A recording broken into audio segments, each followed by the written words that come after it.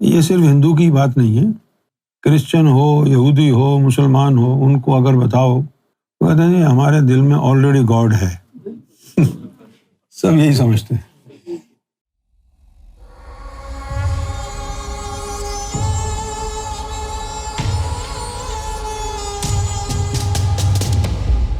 Already God. اب بات ختم ہو جاتی ہے۔ اگر کوئی کہتا ہے کہ بھائی میرے دل میں تو پہلے ہی رام رام ہے، اب اس سے بحث کیا کریں گے؟ بولے ٹھیک ہے بھائی، اللہ تمہیں خوش رکھے، اپنا پیغام دو، جس کو اللہ چاہے گا چن لے گا۔ ہاں یہ بات بتانا ضروری ہے کہ اگر تیرے دل میں رام رام ہوگا تو پھر تیری جو زندگی ہے، تیرے جو جیون ہے نا، وہ بدل جائے گا، پھر تو رام کے علاوہ کچھ یاد نہیں رہے گا۔ برسوں پرانی بات ہے، ہندوستان میں ہندو جو گرو ہوتے تھے ان کو بھی جو رسم و رواج ہیں ان سے ڈر لگتا تھا، اور وہ نامدان صرف برہمن لوگوں کو دیتے تھے۔ وہ کہتے تھے کہ باقی جو یہ دلت ہیں، شودر ہیں، کھدری ہیں، یہ سب نچلے لوگ ہیں۔ ذات پات کا بڑا مسئلہ تھا نا ہندوستان میں، بڑا مسئلہ تھا ذات پات کا، اور یہ نچلی ذات سے تھے۔ یہ جو کبیر داس تھے یہ نچلی ذات سے تھے، تو ان کو گرو جی ملے تو گرو جی نے کہا کہ بھائی ریتی رواج بھی تو دیکھنا ہے، نام دان تو ہم دینے کو تیار ہیں تمہیں، لیکن کسی نے دیکھ لیا تو کیا ہوگا، کیونکہ یہ تو صرف برہمن لوگوں کے لیے ہوتا ہے نام دان۔ تو گرو جی نے ان کو کہا کہ تم ایسا کرنا، کل رات کو میرے رستے میں بیٹھ جانا، اور جب میں گزرنے لگوں تو میرے قدموں میں گر جانا اچانک، جیسے آپ لوگوں کوئی ٹھوکر لگ جائے یا کوئی چوٹ لگ جائے تو آپ کہتے ہیں نا اللہ کا نام نکلتا ہے۔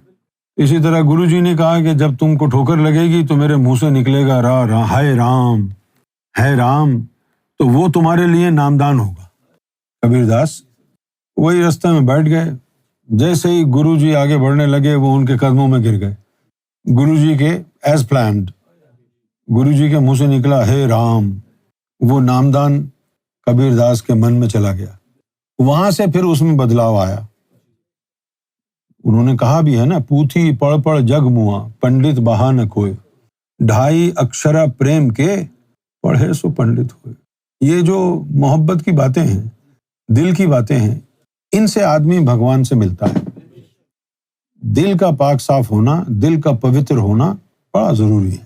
جب تک آپ کا دل پاک نہیں ہوگا، جب تک سمرن آپ کے ہردے میں نہیں بیٹھے گا، یہ زبان سے سمرن کرنا تو اور ہے جو سبھی کرتے ہیں۔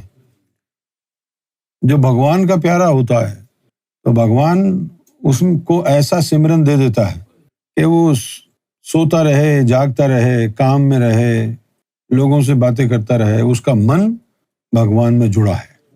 یا تو اوم کا شبد نکلے گا، یا رام کا شبد نکلے گا، یا رام کا نکلے گا، کوئی بھی جو بھی رب کو منظور ہوگا، بھلے رام کا نام عطا ہو جائے، بھلے اوم عطا ہو جائے، بھلے اللہ عطا ہو جائے، بھلے واحد گرو عطا ہو جائے، سب اسی کے نام ہیں، لیکن اندر ہو، اندر نہیں ہے تو بیکار ہے۔ بھائی آپ چاروں طرف نہاری، قورمہ، بریانی لے کے بیٹھ جائیں اور ایک لقمہ بھی منہ میں نہ ڈالیں تو کیا فائدہ ہوا؟ قورمے جب جیسے یہ رکھے ہوئے ہیں گاجر کے حلوے، یہ باہر ہی رکھے ہوئے ہیں، کیا فائدہ جب تک اندر نہ جائیں؟ اندر جائیں گے تو پھر مزہ آئے گا، لیکن جب یہ اندر جائیں گے عام آدمی کے، تو اس کے اندر جانے کے بعد یہ روحانیت کے لیکچر اس کو سمجھ میں نہیں آئے گا، کیونکہ اس کی گرمی نکلے گی نا، ایسی گرمی نکلے گی، وہ دل کی طرف جائے گی، اور جب کوئی اندر سے بالکل پاک صاف ہو جاتا ہے، اس کے لطائف منور ہو جاتے، تو یہاں نور کی ایک دیوار بن جاتی، پھر وہ جو کچھ بھی کھائے وہ نور کی دیوار سے نیچے ہی گزرے گا نا، اسٹمک میں نور کی دیوار اس کو جلا کے نور بنا دے گی، وہ جتنا کھائے گا نور بنے گا، اور جس کے اندر یہ نور نہیں ہے وہ جتنا کھائے گا شیطان بنے گا۔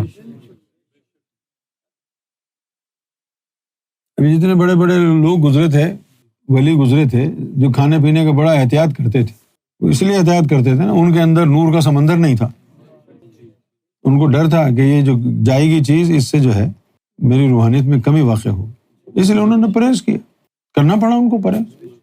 جیسے سرکار نے پاکستان میں ایک بابا جی ہوتے تھے سراج بابا، ان کو بلایا ملنے کے لیے، کرم نوازی ہے سرکار کی، ان کو آنے کی اجازت دی۔ جب وہ آئے تو سرکار کھانا کھا رہے تھے، تو سرکار نے ان کو درجنوں دفعہ کہا آؤ بابا جی کھانا کھا لو ہمارے ساتھ۔ نہیں جی نہیں جی حضور مجھے معاف کر دیں، مجھے معاف کر دیں۔ سرکار نے کہا کھا لو یار، نہیں کھایا اس نے کہا کہ بھائی میں کوئی 30-40 سال سے پانی میں باسی روٹی بھگو کے وہ کھاتا ہوں، اس سے زیادہ میں کھا نہیں سکتا ورنہ روحانیت سے باہر۔ سرکار نے فرمایا ہم تو سب کچھ کھاتے ہیں۔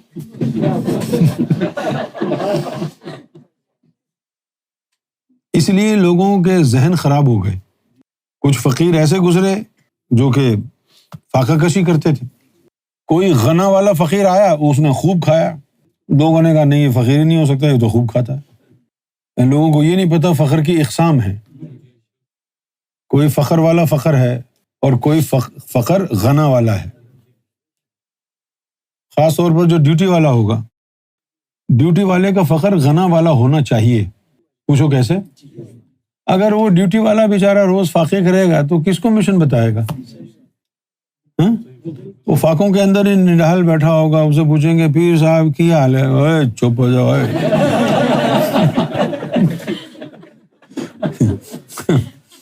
بولا ہی نہیں جائے گا اس سے، تو خوب ڈٹ کے کھائے۔ مجھے یاد ہے سرکار نے ایک دفعہ یہ بات فرمائی تھی کہ خوب ڈٹ کے کھاؤ اور خوب ڈٹ کے ذکر کرو، میرے سامنے فرمایا، تو خوب کھاؤ، کھانے کے بعد خوب ذکر کرو۔ اب یہ دور نہیں ہے زہد کے لیے کہ زہد صرف اپنے آپ کو پاک کرنے کا، اب یہ دور نہیں ہے۔ ہر شاخ پہ الو بیٹھا ہے، انجام گلستہ کیا ہوگا؟ جہاں جائیں آپ کو کافر ہی نظر آتے ہیں، کوئی چھپے ہوئے کافر، کوئی اریاں کافر، کافر ہی کافر ہیں۔ رب کو پوجنے والا کہاں ہے؟ مسجدوں میں اچھے لوگ کہاں ہیں؟ تو لوٹنے اب تو مسجدوں میں لوٹ کھسوٹ ہے، بس چندہ ہر سال آتا رہتا ہے، مسجد بن گئی ہے پھر بھی چندے کا اعلان ہوتا رہتا ہے۔ میں نے ایسی مسجدیں بھی پاکستان میں دیکھی کہ 20 سال ہو گئے روز چندہ ہو رہا ہے، ابھی تک بنی نہیں مسجد۔ یہ جو مسجد کی کمیٹیاں ہوتی ہیں نا، جو چلانے والی انتظامی، اس کمیٹی کے پاس یہاں انگلینڈ میں یہاں کئی ملین پاؤنڈ ہوتے ہیں۔ انہیں انتظامی امور کے اوپر لوٹن میں ایک مسجد تھی، مسجد کے اندر کمیٹی کے اندر لڑائی جھگڑا ہوا، اور کمیٹی کا جو صدر تھا لوٹن مسجد کا، باقیوں نے مل کے چاقو سے اس کو وہیں کاٹ دیا مسجد میں۔ بہت ہوتا ہے، بڑا پیسہ ہے، بہت پیسہ ہے۔ یہاں پر آ کے فیکٹری بنانے کی ضرورت نہیں ہے، اللہ کے نام پہ مسجد میں کمیٹی میں چلے جاؤ، خوب اللہ کا نام بیچو۔ اللہ کا نام بہترین بکتا ہے، اور کوئی پروڈکٹ نہیں ہے دنیا میں جو اتنی فاسٹ بکے۔ اللہ رسول کا نام بڑے زبردست طریقے سے بکتا ہے، سب بیچتے ہیں، اس لیے سب حرام زادے جہنمی ہیں جو اللہ کا نام بیچتے ہیں، ممبر رسول پر بیٹھ کر ممبر رسول کا تقدس برباد کرتے ہیں۔ ہمارا مشن اسی لیے تو عام آدمی کو سمجھ میں آتا نہیں ہے، کیونکہ ہم اخلاص کی بات کر رہے ہیں، خالص جنت کی بھی نہیں کر رہے بات۔ اللہ کی عبادت، اللہ کا ذکر صرف اللہ کی خوشنودی کے لیے، خالص اللہ کے لیے کرو۔ اب خالص اللہ کے لیے کون کرنا چاہتا ہے؟ لوگ تو حرام کا کما کے گھر کے اوپر لگا دیتے ہیں، ماشاء اللہ یہ ھذا من فضل ربی، حرام کی کمائی سے مکان بنایا، اس کے اوپر لگا دیا ھذا من فضل ربی، یعنی یہ ساری حرام کی کمائی اللہ کا فضل ہے۔